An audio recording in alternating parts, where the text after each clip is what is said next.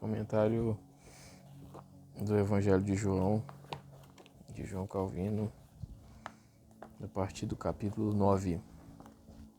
E Jesus, passando, viu um homem cego de nascença, e seus discípulos lhe perguntaram, dizendo: Rabi, quem pecou, este homem ou seus pais, para que nascesse cego? Respondeu Jesus: Nem este homem pecou, nem seus pais, mas para que as obras de Deus se manifestassem nele.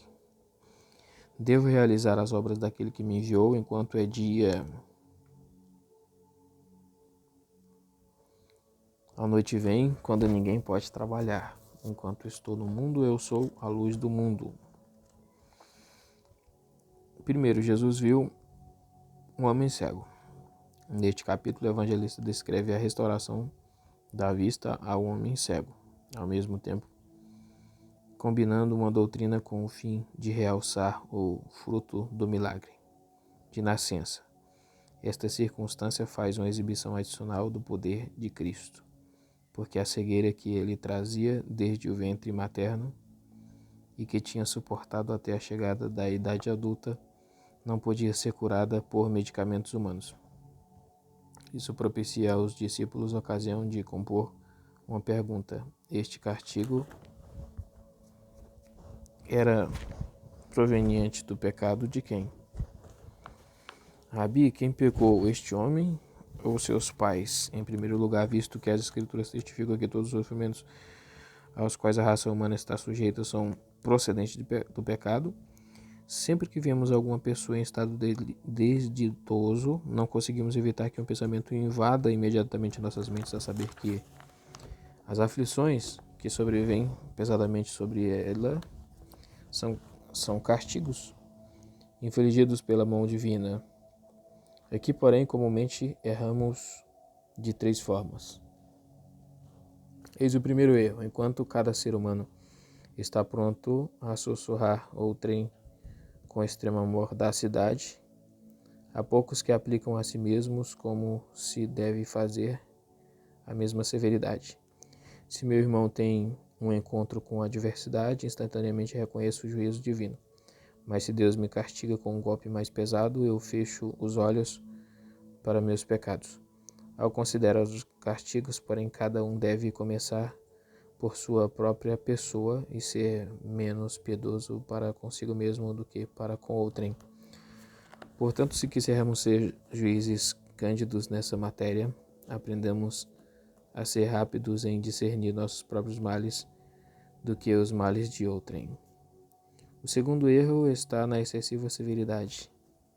Nem bem uma pessoa foi tocada pela mão divina e já concluímos que isso é suficiente prova de ódio mortal e convertemos pequenas ofensas em crimes e quase perdemos a esperança de sua salvação.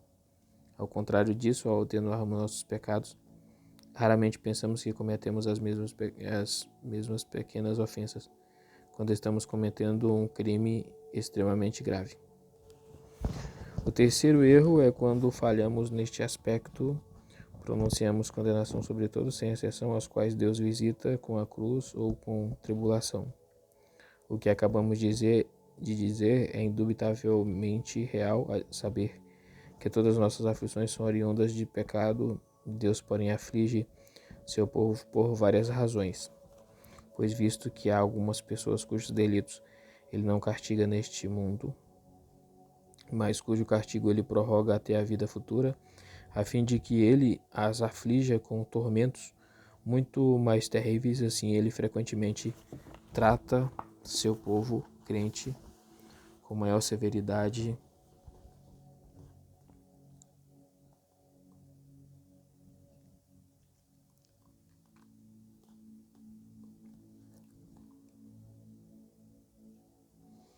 não porque tenham pecado mais gravemente, mas para que mortifiquem os pecados da carne para o futuro.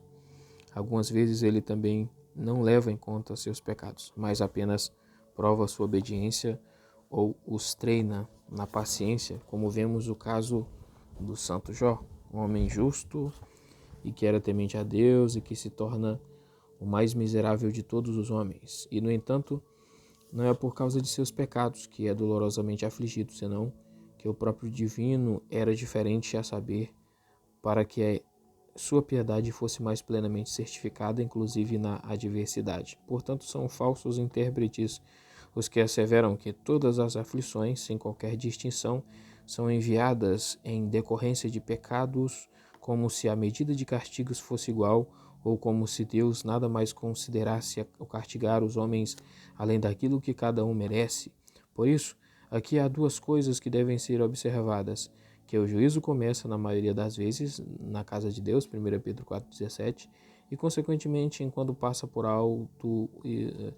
altos perversos, ele castiga seu próprio com severidade quando este o ofende, e que, ao corrigir as atitudes pecaminosas da igreja, seus açoites são muito mais severos.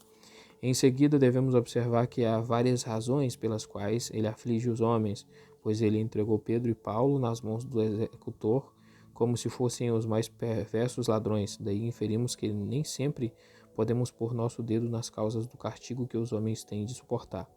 Quando os discípulos, seguindo a opinião popular, formulam a pergunta: que tipo de pecado era aquele que o Deus do céu castiga mesmo antes que esse homem nascesse? Sua opinião não é tão absurda como quando perguntam e ele havia pecado antes de nascer. E, no entanto, esta pergunta, por mais absurda que seja, foi extraída de uma opinião popular que prevalecia naquele tempo, pois é bem evidente, à luz de outras passagens bíblicas, que eles criam na transmigração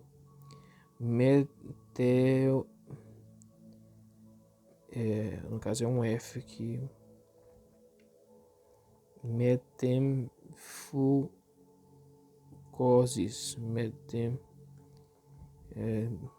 eu acho que seria metamorfose, sei lá, metamorfoses.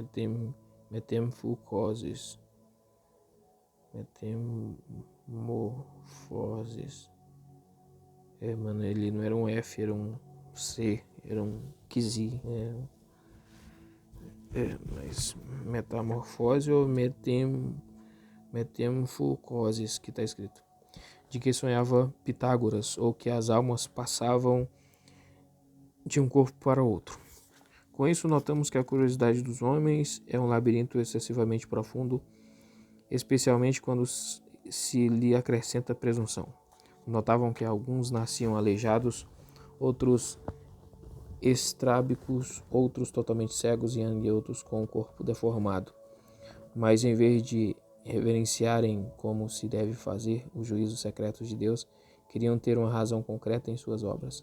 E assim, através de sua temeridade, caíam naquelas estutícias pueris, chegando a crer que a alma, quando tiver completado o ciclo da vida, se transmigra para um novo corpo e aí suporta o castigo devido àquela vida que já passou. Tampouco os judeus de nossos dias se envergonham de proclamar este sonho pueril em suas sinagogas como se o mesmo fosse uma revelação celestial. Por este exemplo, somos instruídos que devemos munir-nos de excessiva prudência para não impor nossas inquirições aos juízes divinos, além da medida da sobriedade, para que as divagações e erros do nosso entendimento não nos apressem nem nos mergulhem em terríveis abismos. Era realmente monstruoso que um erro tão grosseiro encontrasse guarida no seio do povo eleito de Deus, em cujo seio a luz da sabedoria celestial foi acesa pela lei e pelos profetas. Mas se Deus castigou tão severamente sua presunção, nada nos é melhor ao considerarmos as obras de Deus que esta modéstia. Quando a razão delas está oculta, nossas mentes se prorrompem em admiração e nossas línguas imediatamente exclamarão: Tu és justo, ó Senhor, e teus juízos são retos, ainda que não sejam compreendidos. Não é sem razão que os discípulos formulassem a pergunta: seus pais pecaram? Pois ainda que o filho inocente não seja punido pelo erro dos pais, senão que a alma que pecar também morrerá. Ezequiel 18:20. Contudo, não é uma ameaça fútil que o Senhor lance os crimes dos pais no regaço dos filhos e que os vinga até a terceira e quarta geração. Êxodos 20:5. E assim, com frequência, sucede que a ira de Deus repousa sobre uma casa durante muitas gerações, e visto que ele abençoa os filhos dos crentes em virtude de seus pais, assim ele também rejeita uma prole perversa, destinando os filhos com castigo justo à mesma ruína de seus pais. Tampouco pode alguém queixar-se por esta conta, que é injustamente punido por conta do pecado de outra pessoa, pois onde a graça do Espírito está ausente, como diz o provérbio, de aves daninhas só pode provir ovos ruins. Isso propiciou aos apóstolos dúvida se o Senhor castigava no filho algum crime de seus pais. Este não pecou nem seus pais. Cristo absolutamente não diz que o cego e seus pais estavam isentos de toda culpa, mas declara que não devemos buscar no pecado a causa da cegueira. Isso é o que já dissemos, ou seja, que Deus às vezes tem outro objetivo em vista além de castigar os pecados humanos, quando lhes envia aflições. Consequentemente, quando as causas das aflições são secretas, devemos restringir a curiosidade para que não desonremos a Deus, nem sejam maliciosos para com nossos irmãos. Portanto, Cristo assinala outra razão. Este homem, diz, ele nasceu cego, para que as obras de Deus se manifestem nele. Ele não usa o singular obra, mas o plural obras, porque no que diz respeito a ser cego, fora exibida nele uma prova da severidade de Deus, da qual outros pudessem aprender e temer e humilhar-se. Ela foi erguida pelo benefício de sua cura e livramento, nos quais a espantosa benevolência divina foi extraordinariamente exibida. Assim, pois, Cristo tensionava com estas palavras exercitar em seus discípulos a expectativa de um milagre, ao mesmo tempo, porém, os lembra de uma maneira geral que isso seria sobejamente exibido no teatro do mundo como sendo a causa genuína e legítima quando Deus glorifica seu nome. Tampouco têm os homens algum direito de queixar-se de Deus quando ele os faz os instrumentos de sua glória, de ambas as formas, quer se revelando como misterioso ou como severo. 4. Realizar as obras daquele que me enviou. Ele agora testifica que foi enviado com o propósito de manifestar a bondade de Deus em outorgar vista ao cego. Ele também tomou por empréstimo uma comparação do costume ordinário do cotidiano, pois quando o sol se levanta, o homem também se levanta para os labores, porém a noite é concedida para o repouso, como se diz, nasce o sol, o homem sai para a sua obra e seu trabalho até a noite. Salmo 104, 22 e 23. Ele, pois, emprega a palavra dia para denotar o tempo que o Pai fixou, durante o qual ele deve concluir a obra que lhe fora designada. Da mesma forma como cada ser humano que foi chamado para algum ofício público deve empregar-se no que pode chamar-se sua tarefa diária e realizar o que demanda a natureza de seu ofício. Daqui devemos também deduzir uma norma universal, a saber, que a cada ser humano o curso de sua vida pode chamar-se seu dia. Portanto, como a curta duração da luz deve incitar os trabalhadores da indústria e labuta, para que as trevas da noite não os surpreendam antes que seus exercícios tenham um bom começo. Assim, quando notamos que um breve período da vida nos é concedido, devemos envergonhar-nos de nossa languidez e ociosidade. Em suma, tão logo Deus nos ilumina com seu chamamento, não devemos permitir qualquer delonga para que não se perca a oportunidade. 5. Enquanto estou no mundo, eu sou do mundo. Considero isso como um acréscimo à guisa de antecipação, pois é possível que se ache estranho que Cristo fale de seu tempo de trabalhar como sendo limitado, como se houvesse o risco de que a noite lhe chegasse de surpresa, como ocorre com os demais homens. E assim, enquanto faz uma distinção entre si e os demais, contudo diz que seu tempo de trabalhar é limitado, pois ele se compara ao sol que, embora ilumine toda a terra, seu brilho, não obstante quando se põe, o dia também se vai com ele. E assim ele declara que sua morte se assemelhará ao pôr do sol.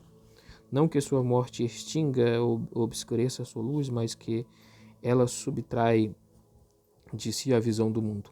Ao mesmo tempo, ele mostra que quando se manifestou na carne, esse foi realmente o tempo da luz diurna do mundo. Pois, embora Deus propiciou luz a todas as eras, contudo Cristo, com sua vinda, difundiam um novo e inusitado esplendor. Daí inferi ele que esse era um tempo excessivamente adequado e próprio, e que se poderia dizer dele ser um dia muito radiante para ilustrar a glória de Deus, quando Deus pretendia fazer a mais extraordinária exibição de si mesmo em suas obras maravilhosas. Aqui, porém, suscitar-se outra questão, no caso seria suscita-se outra questão. Depois da morte de Cristo, o poder de Deus esplendeu mais ilustrativamente, tanto no fruto da doutrina quanto nos milagres, e Paulo aplica esse fato estritamente ao tempo de sua própria pregação, ou seja, que Deus, que desde o princípio do mundo ordenou que a luz surgisse nas trevas. Neste tempo ela brilhou na face de Cristo por meio do Evangelho, segundo Coríntios 4:6. Pergunta se Cristo agora concede menos luz ao mundo do que quando esteve entre os homens e conversou com eles? Eis minha resposta. Quando Cristo concluiu o curso de seu ofício, ele não trabalhou menos poderosamente através de seu ministério do que trabalhava pessoalmente enquanto vivia no mundo. Reconheço ser isto verdadeiro, mas, em primeiro lugar, não é inconsistente com o que ele disse, a saber, que fora obrigado a realizar pessoalmente o que lhe fora designado pelo Pai, e no tempo em que se manifestou na carne com esse propósito.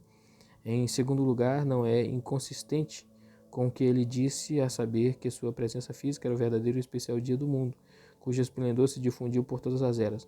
Pois como os santos pais dos tempos de outrora, ou como nós agora, desejavam luz e dia, senão porque a manifestação de Cristo sempre dardeou seus raios a uma grande distância para formar um dia contínuo, do que se conclui que todos com não têm Cristo como seu guia tropeçam nas trevas como cegos e vagueiam em confusão e desordem. Não obstante, devemos manter por este significado das obras que, como o sol descortina a nossa o deleito espetáculo do céu, deleito espetáculo da terra e céu, no caso tá, como o sol descortina a nossa, o deleito espetáculo da terra e céu, bem como toda a organização da natureza, assim Deus visivelmente tem exibido a glória primordial de suas obras em seu Filho. 9, do 6 ao 12. Havendo dito isso, ele cuspiu na terra, e com a saliva fez barro, e com o barro untou os olhos do cego, e disse-lhe: vai, levanta-te no tanque de Siloé, o qual, interpretado, significa enviado. Portanto, ele foi, levou e lavou-se, e voltou vendo. Então os vizinhos e aqueles que anteriormente o tinham visto, e que ele era um mendigo, disseram: não é este que se sentava e mendigava? Uns diziam: é ele, e outros: parece-se com ele. Ele, porém, disse: sou eu. Disseram-lhe: pois como os teus olhos foram abertos? Ele respondeu e disse: um homem que se chama Jesus fez barro e untou meus olhos, e me disse: vai a um tanque de Siloé e lava-te. E depois que fui, me lavei, e disseram-lhe: pois onde está ele? Ele disse: não sei. 6. Ele cuspiu na terra. A intenção de Cristo era restaurar a vista do cego, porém começa a operação de uma maneira que aparenta totalmente absurda, pois, untando seus olhos com barro, ele, com certo sentido, duplica a cegueira.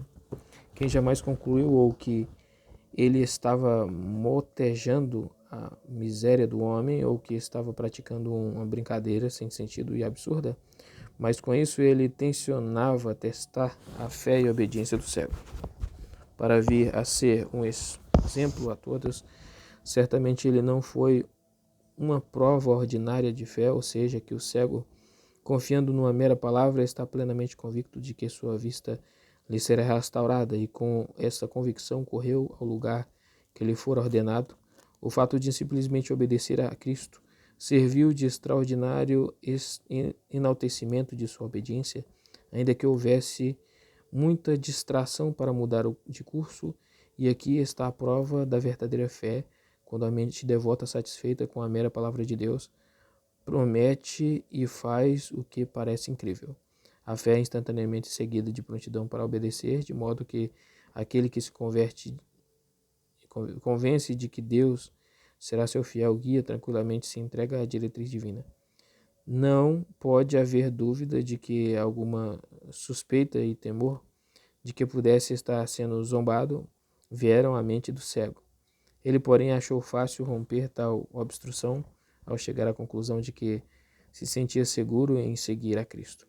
Pode objetar-se que o cego não sabia quem era Cristo e por isso poderia não prestar-lhe a hora que lhe era devida como o Filho de Deus.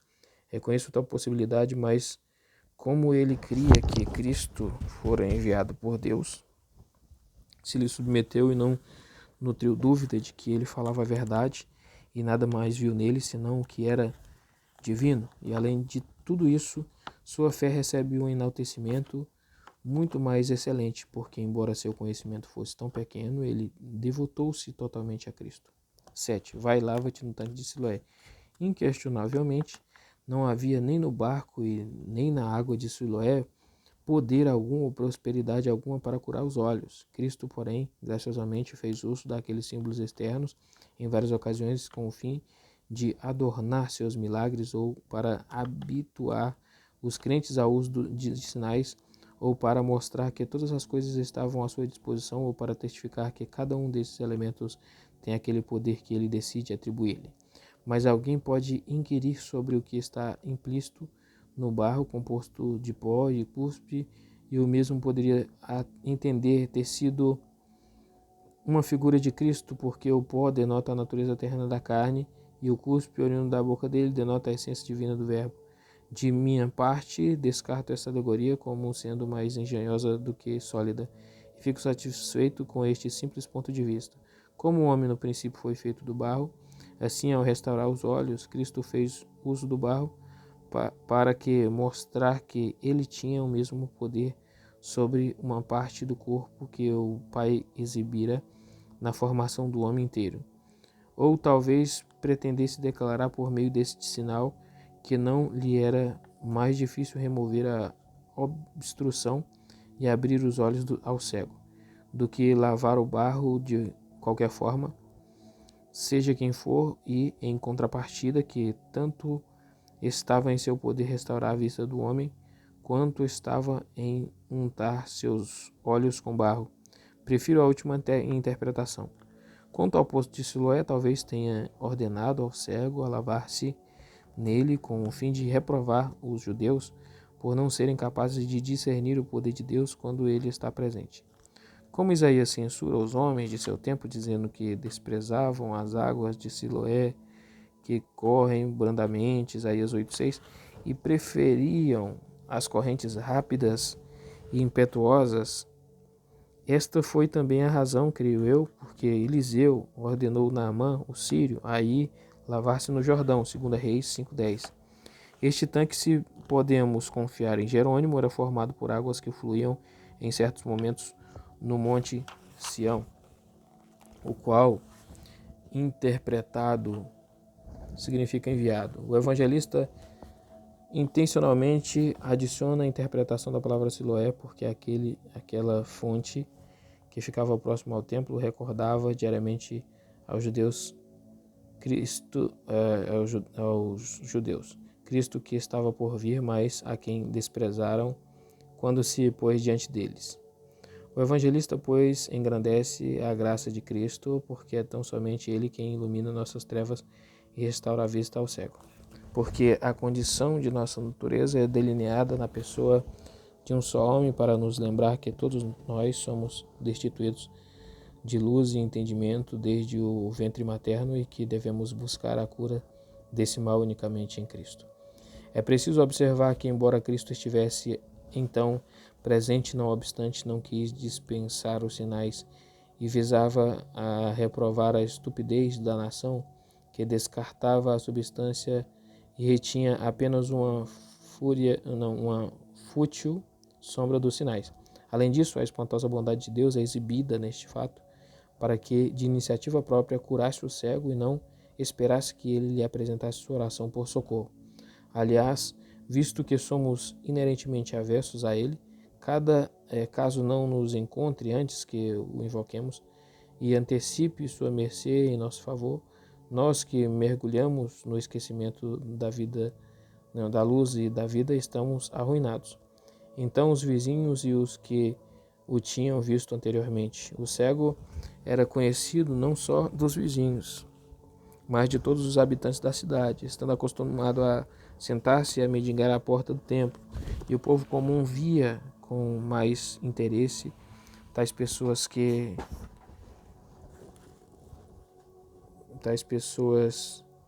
do que os demais. Essa circunstância de o homem ser conhecido contribuiu para tornar muitas pessoas familiarizadas com a notoriedade do milagre. Mas visto que a impiedade é engenhosa em obscurecer as obras de Deus, muitos chegaram à conclusão de que aquele não era o mesmo homem, porque um novo poder divino publicamente se manifestou nele. E assim descobrimos que quanto mais esplendente a majestade de Deus se manifesta em suas obras, menos créditos granjeiam entre os homens.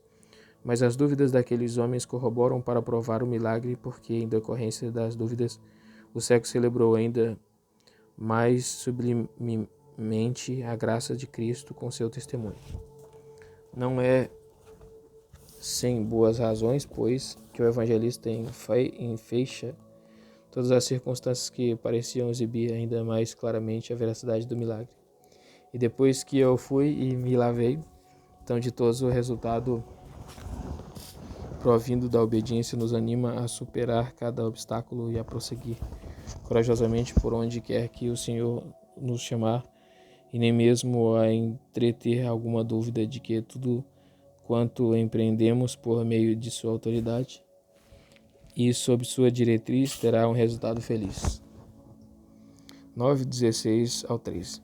Levaram os fariseus aqueles que antes fora cego, e era sábado quando Jesus fez o barro e abriu os olhos dele. Portanto, os fariseus também lhe perguntaram novamente como ele recebera a visão. E ele lhes disse: Ele pôs barro nos meus olhos, e eu lavei e vi. Por esta razão, alguns dentre os fariseus disseram: Esse homem não é de Deus, porque não guarda o sábado. Outros diziam: Como é possível que um homem pecador faça tais sinais? E houve divisão entre eles. E disseram ao que antes fora cego: O que dizeis a respeito dele, por haver aberto teus olhos? E ele disse: Ele é um profeta. 13. Levaram aos fariseus. A narrativa seguinte mostra que os homens perversos estão tão longe de extrair o proveito das obras de Deus, que quanto mais são instigados pelo seu poder, mais se veem constrangidos a derramar a peçonha que jaz em seu íntimo. A restauração da vista ao cego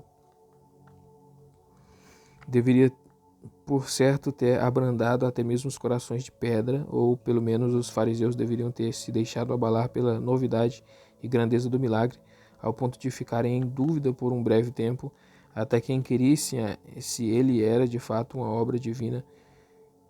Mas seu ódio por Cristo os levaram a uma estupidez tal que instantaneamente condenaram a informação que haviam recebido sobre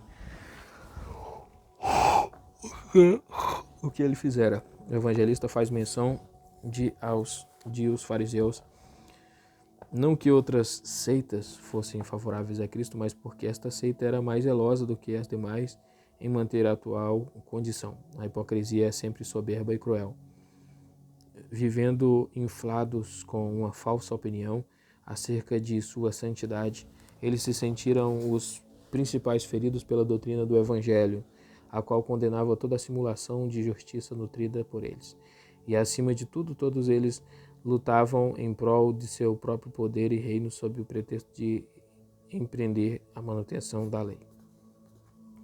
Quando o evangelista diz que a multidão levou o homem cego aos fariseus, é difícil determinar com que disposição ou com que intenção fizeram isso. Raramente o indivíduo dentre eles poderia ignorar a inveterada hostilidade dos fariseus contra Cristo, e por isso é possível que muitos bajuladores, com o fim de obter seu favor, intencionalmente tentassem ocultar a glória do milagre. Todavia, creio ser possível que a maioria dentre o povo, suspendendo seu juízo, como usualmente sucede, determinaram atribuir a arbitragem e decisão dos que mantinham o governo, mas voluntariamente fechando seus olhos enquanto o sol ainda brilha no céu, envolvem-se a si mesmos com trevas com o fim de obscurecer sua luz. É uma louca superstição da plebe que, sob o pretexto de honrar a Deus, adorem os ímpios tiranos da igreja e desprezem o próprio Deus, tanto em sua palavra quanto em suas obras, ou pelo menos não se dignam de olhar para ele. 14. E era sábado. Cristo intencionalmente escolheu o dia de sábado com o intuito de propiciar aos judeus um motivo de escândalo. Ele já havia descoberto no caso do paralítico que esta obra era passível de calúnia, porque ele não evita o escândalo, o que facilmente poderia ter feito, senão porque o escândalo malignamente promovido pelos homens tenderia a engrandecer o poder de Deus. O dia de sábado serve como acicate para incitá-los a inquirir mais solicitamente sobre toda a questão. E não obstante, que vantagem tem eles acolherem fazer um cuidadoso e exaustivo exame da questão, senão isto, que a verdade do Evangelho esplende com um brilho cada vez mais intenso? Porque por este exemplo somos instruídos que, se seguimos a Cristo, é mister que excitemos a ira dos inimigos do Evangelho e aqueles que empreendem efetuar um compromisso entre o mundo e Cristo, ao ponto de condenar todo gênero de escândalos, são extremamente tementes, visto que Cristo, ao contrário, consciente e deliberadamente provocava os homens perversos. Portanto, é preciso atentarmos bem para a regra que ele estabelece, que aqueles que são cegos, condutores de cegos, Mateus 15:14, sejam tratados sem qualquer consideração. 15. Os fariseus também lhe perguntaram. As pessoas já tinham ouvido essa confissão dos próprios lábios do cego, e agora os fariseus também se tornam testemunhas dela, os quais poderiam ter objetado que um boato tinha infundadamente circulado por entre a plebe, e que tinham crido sem qualquer fundamento. E, em primeiro lugar, deixando de fora a questão quanto ao fato, polemizam somente sobre a lei que envolve o caso, porquanto não negam que Cristo restaurou a vista ao cego, porém descobrem um delito na circunstância do tempo em que ele feito realizado, e asseveram que não poderia ser uma obra de Deus porquanto violava o sábado. Mas, em primeiro lugar, devemos inquirir se uma obra de Deus constituía uma violação do sábado. E o que os impede de perceber isto, senão o fato de que, em consequência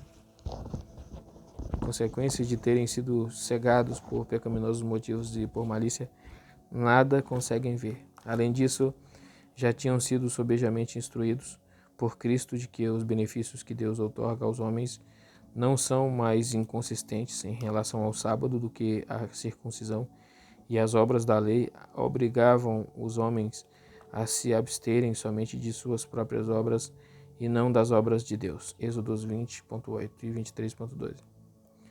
Quando não reconhecem um erro que tem sido tão frequentemente refutado, tal atitude deve ser imputada à malícia obstinada, ou pelo menos não existe nenhuma outra razão por continuarem no erro, senão porque decidiram continuar errando. Assim, os papistas não cessam de manifestar com empedernida imprudência suas descaradas e pueris calúnias, as quais já foram respondidas centenas de vezes. O que, pois, devemos fazer com eles? Quando surge uma oportunidade, devemos lutar até que onde vai nosso poder para fazer oposição às ímpias tentativas do que, movidos por falso zelo, censuram e caluniam o Evangelho.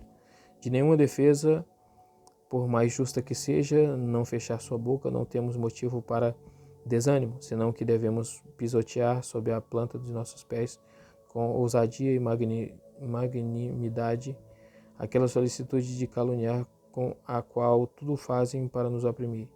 Elaboram máximas que prontamente lhe revertemos, ou seja, que não devemos ouvir o que se revoltam contra a igreja e esmigalham a unidade da fé. Eles, porém, ignoram e pretendem não ter observado aquilo que deve formar o principal tema de uma inquirição e o que já explicamos claramente em muitas passagens, que nada pode estar mais distante da igreja do que o Papa com todo o seu séquito, que é uma miscelânea composta de mentiras e imposições, contaminada por tantas superstições e invenções, está muitíssimo distante da pureza da fé, mas com toda a sua furiosa arrogância jamais obstruem a verdade, a qual tem sido tão contínua e tão solidamente sustentada por nós, de finalmente ser vitoriosa. De igual modo, os fariseus apresentavam contra Cristo uma máxima plausível, que aquele que não observa o sábado não é de Deus. Porém, injusta e falsamente asseveravam que a obra de Deus é uma violação do sábado. Não. Assim, não está falando, porém, injusta e falsamente asseveraram que a obra de Deus é uma violação do sábado. Sim. 16. Como é possível que um homem pecador faça essas coisas? A palavra pecador é aqui empregada, como em muitas outras passagens, para denotar uma pessoa de conduta imoral e alguém que despreza a Deus. Porque vosso mestre come com publicanos e pecadores. Marcos 2,16. É isso porque vosso mestre come com homens de vida ímpia e pervertida, cuja vileza é estigmatizada com infância universal. Porque da violação do sábado, os inimigos de Cristo inferiram que ele era uma pessoa profana e destituída de toda religião. Os que se mantêm na neutralidade e julgam com mais candura em contrapartida, concluem que ele é um homem bom e religioso, porque Deus o revestira com notável poder de realizar milagres. E, no entanto, o argumento não parece ser totalmente conclusivo, pois Deus às vezes permite que falsos profetas realizem alguns milagres, e sabemos que Satanás, à semelhança de um símio, imita as obras de Deus ao ponto de enganar os incautos. Suetônio relata que quando Vespasiano se encontra em Alexandria e se achava sentado em seu tribunal para dispersar justiça na corte pública, um cego lhe pediu que untasse seus olhos com saliva e afirmou que em sonho um Serapis lhe havia propiciado tal cura, e que Vespasiano não estava disposto a expor-se à zombaria sem razão plausível. Ficou quieto e relutante em aquecer, mas que quando seus amigos insistiam de todos os lados, ele admitiu ao cego o que este pedia, e que dessa forma seus olhos foram instantaneamente abertos. Quem haveria de incluir Vespasiano entre os servos de Deus por esta conta, ou o adornaria com o aplauso de piedade? Respondo que entre os bons homens e aqueles que temem a Deus, os milagres são sem dúvida penhores do poder do Espírito Santo, mas ocorre por um justo juízo divino que Satanás engane os incrédulos por meio de falsos milagres, como por meio de encantamentos. O que acabo de citar como sendo de Suetônio, não considero como pertencente à esfera da fábula, mas ao contrário, e atribuo a justa vingança divina para que os judeus, que desprezavam tantos e tão gloriosos milagres de Cristo, fossem por fim, como mereciam ser, arrastados para Satanás, pois deveriam ter tirado proveito dos milagres de Cristo para oferecerem a Deus um culto puro, deveriam ter sido confirmados por eles na doutrina da lei e ter encaminhado ao próprio Messias, o qual era o fim da lei. E sem dúvida Cristo, ao recobrar a vista ao cego, provou nitidamente que era o Messias. Os que se recusavam a reconhecer Deus em suas obras fazem tal recusa não só através da indiferença, mas através de desdém malicioso, e não merecem que Deus os entregue às ilusões de Satanás? Lembremos-nos, pois, que devemos buscar Deus com uma sincera disposição de coração, para que Ele nos revele pelo poder de seu Espírito, e que devemos inclinar nossos ouvidos